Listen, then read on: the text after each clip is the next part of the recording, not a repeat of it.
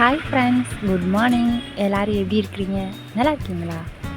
ஒவ்வொரு நாளும் ஒவ்வொருத்தருக்கு ஒவ்வொரு மாதிரி அமையும். இன்றைக்கி டே பார்த்திங்கன்னா சூப்பராக ஸ்டார்ட் ஆச்சு.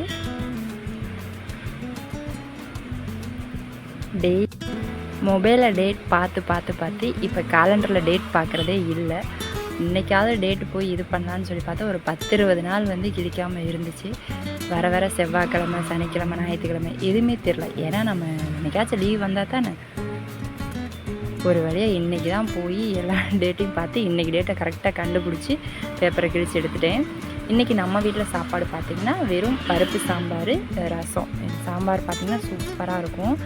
எனக்கு ரொம்ப ரொம்ப பிடிக்கும். இது இட்லி தோசைக்கு சாப்பிடுவேன், அப்புறம் சாப்பாட்டுக்கு வச்சு சாப்பிட்டுக்கலாம். இன்றைக்கி நம்ம வீட்டில் பார்த்திங்க அப்படின்னா தக்காளி ரசம் தான் ரெடி பண்ணியிருந்தோம்.